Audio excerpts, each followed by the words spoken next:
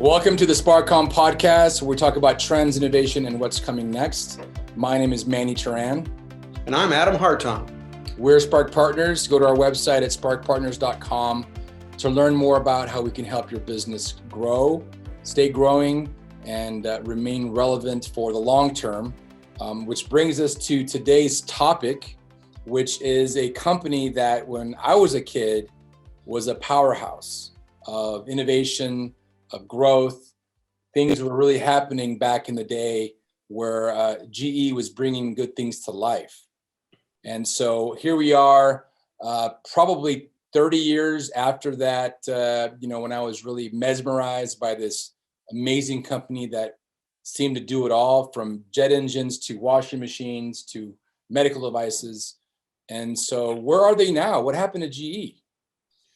Well, they're just barely alive. And I think what's interesting is to go back and think about it. So I think you discovered recently, who was one of the founders of GE? None other than our good friend, Thomas Edison. That's right. Great innovator. The company was born on innovation. And, he won the battle with Tesla for how we would, use AC current rather than DC current.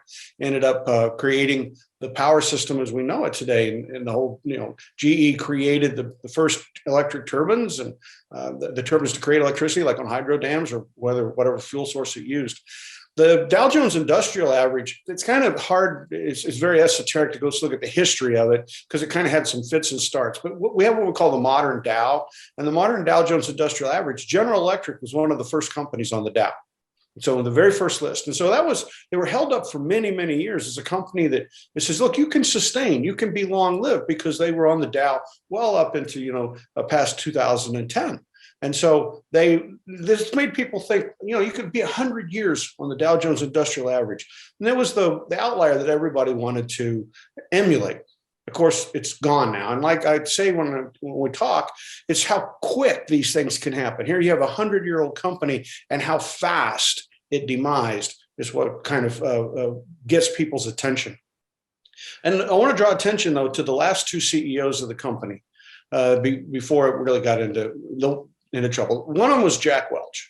And the era you're talking about, when it seemed like nobody could do anything wrong, was the Jack Welch era. Yeah. He had a PhD in chemical engineering from Amherst in Massachusetts, had run a plant and had kind of come up through the company. But at a pretty young age, he got made CEO.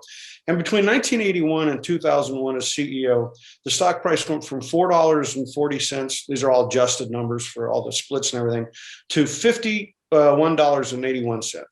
So it went up more than tenfold. And during that period, Jack Welch created over $415 billion of value. Remarkable. It is. When I was going to business school, a guy named Fruhan taught finance, and he said, as a CEO, don't ever forget your job is to create value for your shareholders. And he had two terms, value creation and value destruction. He says, if you do well, you create value. If you don't do well, you destroy value. And that's what actually happened, because Mr. Welch was succeeded by a Harvard Business School alumni of mine. In fact, we were in the same year. We graduated from Harvard the same year. Although I wasn't in any section and I didn't know him personally, I only had one class with him.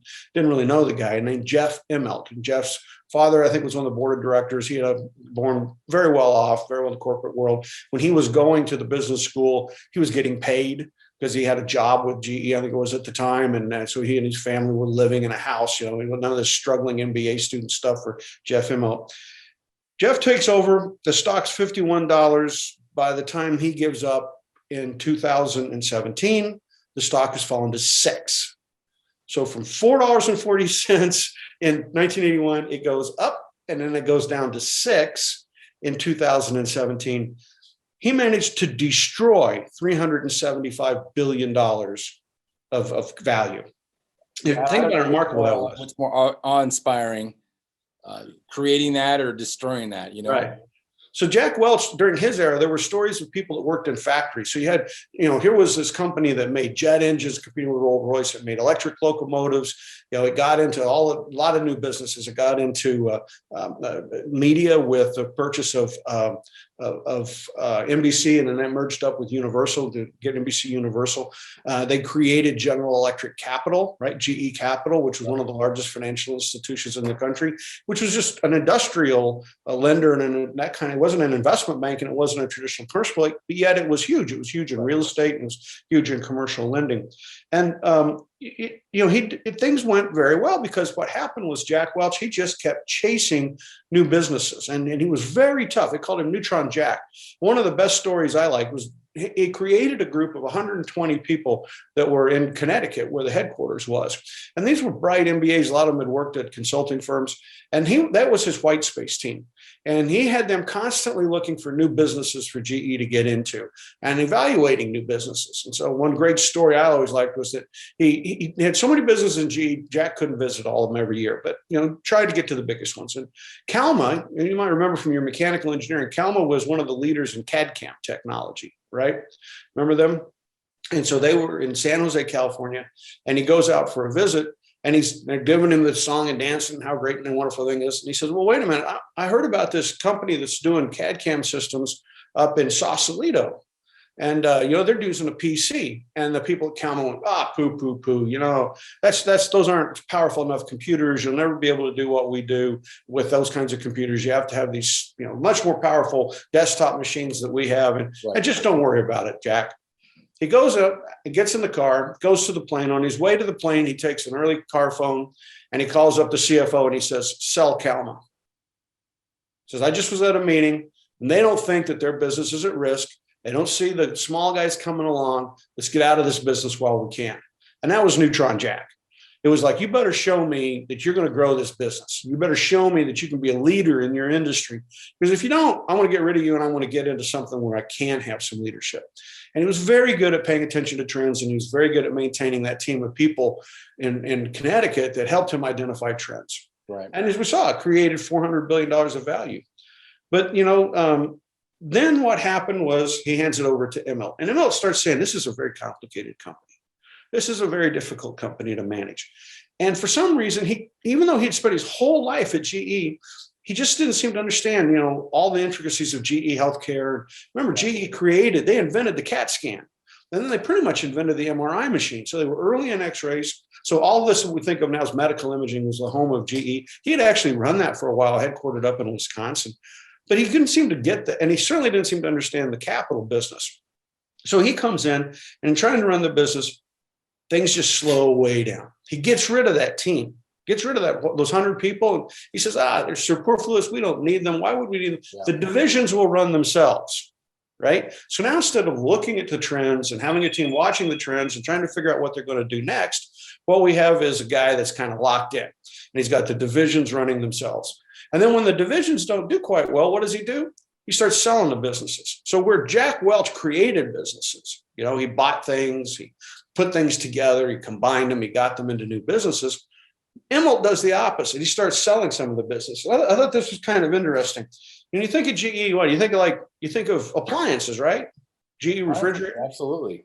Yeah, even GE vacuum cleaners. Used to be GE can openers, electric can openers. There's certainly nothing like that anymore. That was the appliance business, which he sold off to Haier, Haier, a Chinese company. Then, as you said, I bet you when you thought of GE, you thought of light bulbs, right? Absolutely. He sold the lighting division off to Savant Systems. The power business, making turbines, right, to generate power, sold that to Advent. He destructed the capital business, and what was left of it was finally sold to Wells Fargo. The plastics business was sold off to Al Modi in Saudi Arabia. The imaging business, he got rid of most of that and to set it up for a spin out. The biopharma business, which had come out of there, got sold to Danaher. And the GE transport business, the locomotive business. So now you remember, this started off, it was light bulbs, locomotives, right? All that, sold that to WebTech. And now the new CEO just sold off the rest of the what was left of the airplane business, right? So they don't make jet engines, they don't lease planes anymore. GECAS, GE Capital Aerospace Systems has now been, they're being sold off. So what do we see? Where we see Immelt we saw Welch growing the company, right? He's looking at trends, he's growing the company. We see Immelt taking a look back and saying, I don't think growth's important. I've got one of the largest companies in the world, and we don't need to focus on growth. Right. And I had a friend of mine ask me the other day, he said, Manny, are companies meant to last forever? And it was kind of a tongue-in-cheek question. And what I said to him is, not usually. And what I said is basically like this, while we're right in the middle of this conversation, realizing that having a leader like Jack Welch at the helm perpetually, they would have probably kept on. If he was the CEO today, it'd probably be a way different company. And it's all about the leadership. Yeah. The companies are just pieces of paper. That's all they are. You create a corporation, and maybe it's a sub-S corporation or a C corporation, or if you're privately held, you maybe have an LLC. Those are all legal documents. Yeah. They're not flesh and blood. There's no DNA in a company. It's whatever you want the company to be. And what had driven General Electric for years was this ability to kind of go off and invest in other new businesses. And they kept growing the company, and they had some bad times along the way that didn't work quite as well. But Welch certainly showed that, hey, you may think of us as a light bulb business, but that's not going to stop us from getting out there and making television content like NBC Universal. It's not going to stop us from becoming a very large financial services company, when financial services were one of the most money-making enterprises on the planet in the 1990s, right? He doesn't let the history of the company stop him.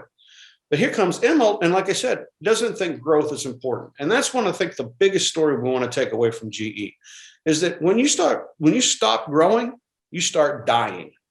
And his idea of selling businesses was what? Raise cash. But what do you do with cash? Nothing. I mean, you can't eat it, right? You got to reinvest it. Right. You got to go out there and find something new to do.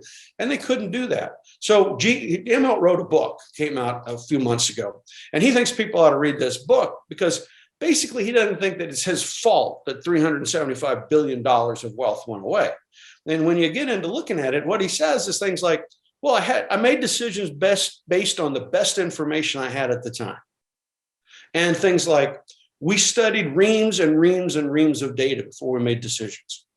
Right. And that reminded me of a phrase from a guy, Clayton Christensen, that I used to know well. Poor man died, and but anyway, Clayton used to say that in her great divine wisdom, the great creator gave us unlimited data to study about the past, and not one fact point for the future. And this is where a lot of people go wrong. You get so busy studying the past that you don't think about the future, right? You don't figure out what to do. Immelt made excuses like, well, when I went to buy this business, McKinsey said it was a great idea. Oh, great. So you offer, you're paying a consulting firm $100 million a year to do studies for you. They're probably not going to tell you very often that you're a dullard, right? They're going to try to tell you, yeah, buy it. We can do whatever. Or he would say that Goldman Sachs, the great investment bank, said that these businesses were going to do well. But the reality was that in 2015, he spent $9.5 billion to buy a coal power technology company, in 2015. And his other big bet was on oil and gas, right? Yeah, so he's out there, he's just betting on the wrong horses. He's not looking into the future. And so the impact of this becomes very personal, because when Welch was CEO, you would have a worker in a factory making locomotive engines or whatever. And let's say they were making a nice wage. Might be making, at the time in the 1980s, $25 an hour or something like that. They had a pension, and they would put most of their pension into GE stock. And there were just thousands of stories of people retiring at age 60 with $2 or $3 million in the 1980s, 1990s dollars that they could retire with. And they had, modest means. They were middle income type people. They were in great shape. Before Immelt left GE, he destroyed the pension fund. There's no money left. Yeah, there are no pensioners. He wiped them out. I have a personal friend who was in the GE medical device business for like 20 years. He retired like 4 years ago. And 2.5 years ago, he had to go back to work. Yeah. He had to go back to work because he made the choice back in the day, right? When things were going well, you put all that in GE stock and he would have been high on the hog. But certainly now he's back in the workforce. I mean, he's still young. He's in his early 60s, but he thought by now he had already retired. He was already, planning out the rest of his life, and it was all gone. It just goes to show that how important it is for leaders of all sizes of organization to not be studying the past and not to think that the business will take care of itself, but rather to be studying trends and seeing where things are going, right? To have that contrast of being able to say, I want to be like Jack Welch, not Jeff Immelt. And if you think about it, I mean, what's the difference between so in this period with Jeff Immelt's destroying all this capital value, right? 2001 to 2017, you got what? You got Jobs out there getting control of Apple, creating Apple, which is now worth $2 trillion, I think, something like that. You've got Bezos thinking about the future of e-commerce, creating Amazon, which is worth more than $1 trillion of value, right? Yep. You get the guys that founded Google. They sit there and think about what's the future going to be, and they create a company that's worth almost $1 trillion of value. So for Immelt to say, well, you know, he said, I have bad people running the divisions. They couldn't figure out what to do next or where to make good investments. That's just ludicrous. It's ludicrous. He should have blown them up if they didn't know where they were going. But Immelt just didn't feel that drive. Nowhere in anything he did during his 16 years as CEO, nowhere do you see him really driven towards telling people, we have to grow the revenues. We have to grow the revenues. Instead, you see him making excuses for poor performance all the time, saying it's not the company's fault. Yeah, it's remarkable that the board of directors didn't really lean in and make some drastic changes, if you think about it. Yeah. And well, that's probably a whole different podcast we ought to do someday about boards of directors. As you know, I went through all the training with the National Association of Corporate Directors, become a board leadership fellow. And it was a disillusioning experience to learn, here's all the things that you want to be good at as a director, only to find out that basically you could never do anything and you still get paid. And the more you try to be helpful in the board, the more you piss off the CEO, and the CEO can pretty much has the ability to fire the board. You can fire a board, everybody except the head of the audit committee. You can't fire that guy, and you can't fire the head of the compensation committee. But he can fire everybody else. So boards just free. Mentor that had a disdain for bankers. He once said that if the world was run by bankers and CFO types, of course, no disrespect to anyone out there that's a CFO, but oftentimes they run their company by the numbers, by looking backwards, by looking in the rearview mirror. And of course, we know that doesn't happen. And it's up to that entrepreneur, that intrepid business mind, to go out and actually lean in on this risk. And we talked about this last time about risk, and make these calculated decisions to grow and remain growing so that they can remain relevant and create wealth and value for everybody. So I do give presentations to small business owners, and frequently when I'll talk about an Amazon or some other company like that, I'll be told, well, I don't want to emulate Amazon because they don't make any money. And they'll say that it's really bad that these unicorn style companies don't make any money. And I look at them and I'll say, is your business worth $500 million? Is anybody coming along asking you if they could take you public? Or is there a private equity guy that wants to slap a $500 million valuation on your business and take 15% of it?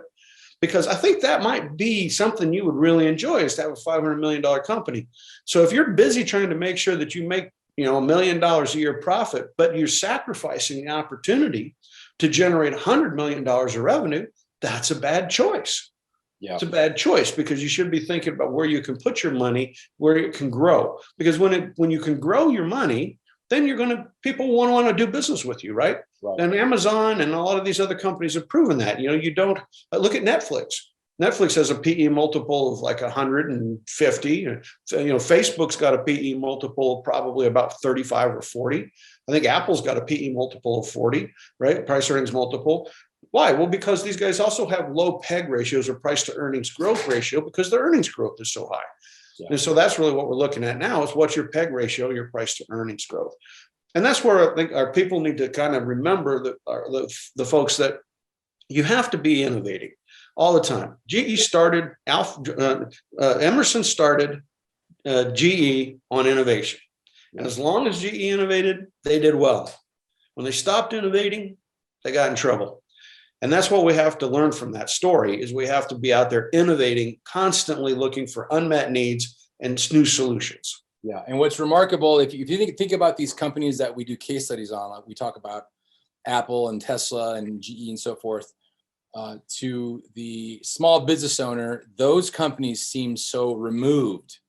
I can't relate to those companies. And the truth of the matter is that's bull hockey, right? That's not exactly the truth, because the founders of those companies, the Jeff Bezoses, all those folks, all started off in the same place, right? Yeah. They weren't handed, when they founded, they weren't handed this magical, $500 million valuation. They had to build that. So you've got to change your mindset to think like an innovator in order to recognize opportunities and using those as examples. I mean, obviously, if you have a dry cleaning store, how is understanding what happened to GE going to help you? Well, it can help you because you understand that you've got to keep on innovating. You got to keep on growing. You have to focus on what matters to your company, which is to remain relevant. You might want to offer other services. You might want to look at what trends are in existence in your market. And of course, we can go down that road all the time, because that's one of our areas where we love to talk about is trends. And so there is a direct correlation between these companies and what you can learn for your own company. Yeah, and I think people need to realize this, and that's why you have to break out of the MBA habit of analyzing the past, which we've picked on a lot, and start saying, how do I think like an innovator? And that's where I think our course really makes a huge difference for people, because, in 28 modules, you're not going to do these in 28 minutes. It takes some time. You're going to do them. You're going to have to go back after you do 4 or 5 and say, wait a minute, I've learned enough now. I need to go back and reset one and work my way back through it again, so that you really do train your mind, as you said, to think like an innovator. That's really the key to success these days. If you don't think like an innovator, then you're thinking about the numbers. And as your buddy said, you're thinking about the numbers isn't going to get you to an answer. It's not going to give you a vision of the future, and it's not going to help you understand how to meet unmet needs that can drive extraordinary profitability or extraordinary success for your sales growth. Yeah, and I'm a sales guy. Zig Ziglar, who is a famous sales trainer, said that you're basically born a salesman. When you come out of the womb, you start to cry, you make your first sale, right? You get you get sustenance. And of course, I believe that we're all salesmen to some degree. And the dirty secret that no one talks about in sales is that if no one wants to buy your product, no matter who you have as your salespeople, it's not going to work. If you're out pushing, I mentioned this the other day, the Betamax tape, no one's going to buy it because nobody wants it. And that's all about trends and what the market is where it's going. Yeah, I think it's equally true. It's for our small companies, our mid companies, and people in our large companies. Just if you're a director in a big corporation like General Electric, you're not just part of the machine. Somebody's going to rise to the top. Somebody's going to move their way up through the divisions, move their way into those big positions. And in the past, it might have been the people that could cut costs, but we're past that now. That was the old generation. That was an old way of thinking. Cost cutting is not going to get you to the top. You're going to end up like Immelt, right? And we've learned that lesson. So what you have to do is say, how can I innovate our business? How can I help us to see around the corner, see the next big thing? Right. If you can think like an innovator and bring those ideas to meetings, you're going to be exciting. You're going to be the person people want to work with. And, you're going to be able to help the company figure out how to grow with its customer base. So thinking like an innovator is really the key, no matter what size company you're at. I agree. So in the last few minutes here, what are your predictions for the future of GE? What do you think is going to happen in the up and coming years? Well, the CEO there now is continuing to sell businesses. As I said, they just inked or put together a deal to sell the last of the aerospace business. I think he's raising cash. When you get a company the size of GE that has puts together a fair bit of cash, but doesn't really have any good businesses, you're a great takeover target for somebody like a Warren Buffett, who says, let me buy what's left, get that cash and put it to better use in my businesses, and bleed out and, run that, what's left of that business, just run it and to get all the cash out of it we possibly can. Or another private equity firm would do the same thing. We're buying it just to take a lot of cash out. And then we'll, try to load it up with debt and spin it out and then let it go bankrupt. So either way, I don't see a future for General Electric. I don't see where they're a leader. All of the businesses where they were once leaders, they've gotten rid of them. They've given them to somebody else. And now they're just sitting there making some things. They've got a lot of employees, but I wouldn't tell any young person coming out of school to go work for them. I think that's a career-ending move. And I certainly wouldn't tell any investor to invest in them. Yeah. And there's greener pastures. unless somebody that's like a Steve Jobs, or Bezos can be brought in as the CEO to really try to redirect where the company puts their resources and get it to grow. But that's not where they are today. No, I agree. I think it's going to be interesting to see what happens the next up and coming years. Well, with that, Adam, always a pleasure spending some time here discussing trends and innovation, what's coming next. We look forward to reaching out to our base, and of course our course is out. Go to sparkpartners.com to learn more about our course. And with that, make it a great week, Adam. We'll talk to you later. Thank you very much, Manny. Take care.